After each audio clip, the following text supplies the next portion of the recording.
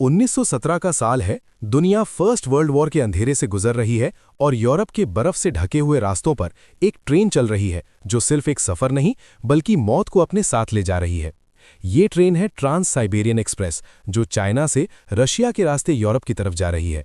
और इस ट्रेन में बैठे लोगों को अभी ये अंदाजा भी नहीं है कि अगले कुछ घंटों में ये सफर एक ऐसा नाइटमेयर बनने वाला है जहां साइंस, रिलीजन और शैतान सब एक दूसरे से टकरा जाएंगे। कहानी शुरू होती है प्रोफेसर अलेक्जेंडर सैक्सटन से, जो एक ब्रिटिश साइंटिस्ट है और चाइना के मंचूरिया रीजन से एक बहुत ही अजीब और डेंजरस डिस्कवरी के साथ लौट रहा है। प्रोफेसर के पास एक वुडन क्रेट होता है जिसके अंदर एक फॉसिलाइज्ड क्रीचर बंद होता है जो दिखने में एक इंसान जैसा लगता है, लेकिन असल में वो इंसान से काफी पुराना और ज्यादा खतरनाक है।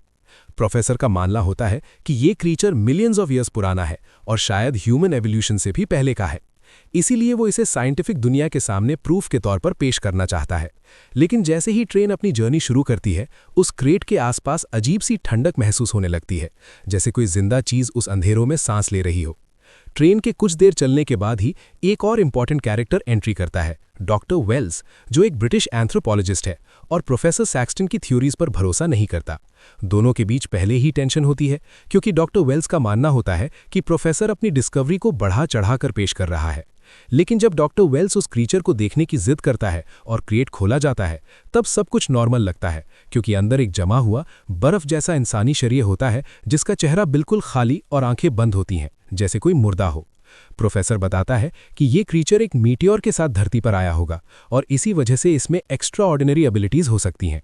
लेकिन डॉक्टर वेल्स इसे सिर्फ एक अजीब फॉसिल मानने के लिए तैयार होता है। ट्रेन अपनी राह पर आगे बढ़ती है और जैसे जैसे रात गहरी होती जाती है, वैसे वैसे ट्रेन के अंदर मौत अपनी पहली दस्तक देने लगती है।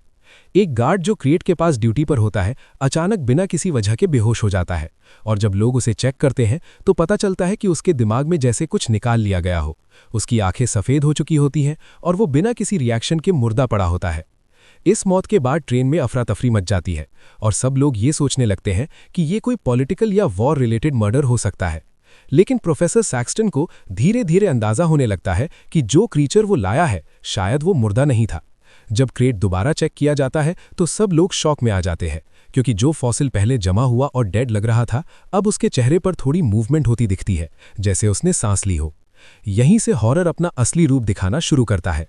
रात के अंधेरे में ट्रेन के अंदर एक एक करके लोग मरने लगते हैं और हर लाश के साथ एक चीज कॉमन होती है, उनका दिमाग पूरी तरह खोखला हो चुका होता है, जैसे किसी ने अंदर से उनकी जिंदगी चूस ली हो।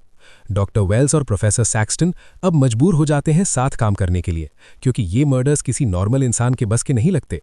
धीरे धीरे उन्हें समझ आता है कि वो क्रीचर जो क्रेट में था असल में एक एलियन टाइप एंटिटी है जो इंसानी दिमाग पर कंट्रोल कर सकता है और उनकी लाइफ फोर्स को अपने लिए यूज करता है।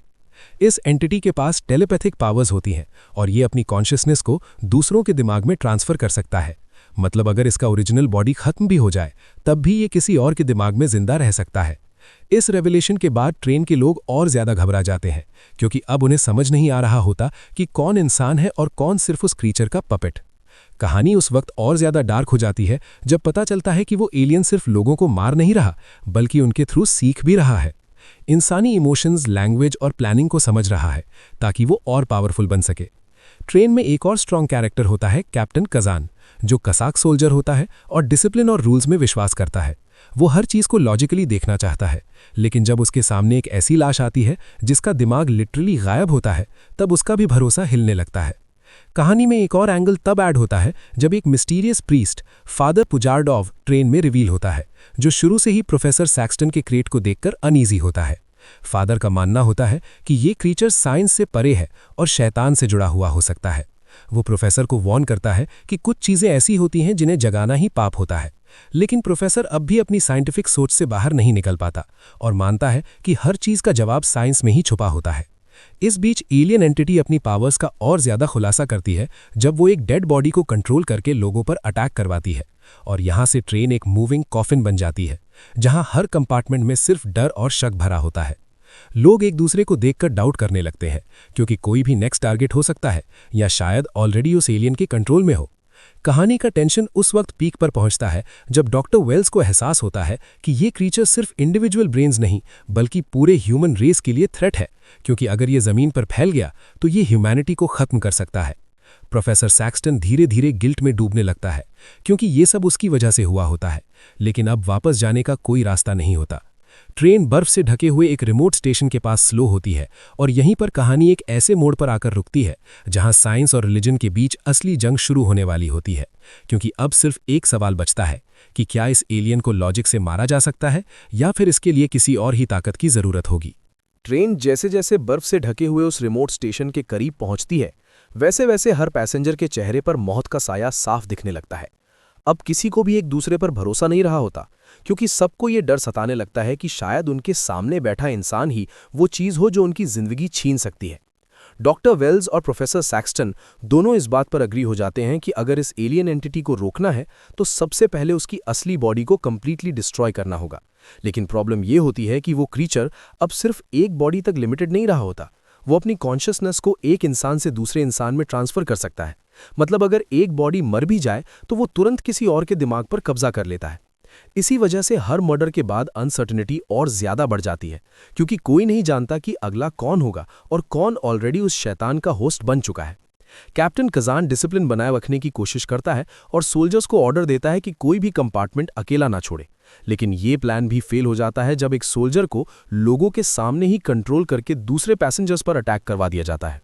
इस अटैक के बाद ये क्लियर हो जाता है कि ये क्रीचर सिर्फ सर्वाइव नहीं करना चाहता, बल्कि केओस क्रिएट करके लोगों को एक दूसरे के खिलाफ खड़ा करना चाहता है, ताकि वो और इजीली अपना काम कर सके।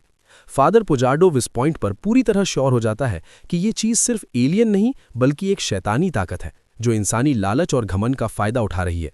वो डॉक्टर वेल्स और प्रोफेसर सैक्सटन को बताता है कि ऐसी एंटिटीज को लॉजिक या साइंस से नहीं मारा जा सकता, बल्कि इनका एक ही इलाज होता है, पूरा डिस्ट्रक्शन, बिना किसी डाउट के। इस बीच प्रोफेसर सैक्सटन धीरे धीरे मेंटली वीक होने लगता है, क्योंकि उसे रियलाइज होता है कि जिस डिस्कवरी पर वो गर्व महसूस कर रहा था वही पूरी ह्यूमैनिटी के लिए खतरा बन चुकी है। उसकी साइंटिफिक क्यूरियोसिटी अब उसके लिए कर्ज बन जाती है और पहली बार वो मानता है कि शायद कुछ चीज़ें ऐसी होती हैं जिन्हें इंसान को कभी नहीं छेड़ना चाहिए।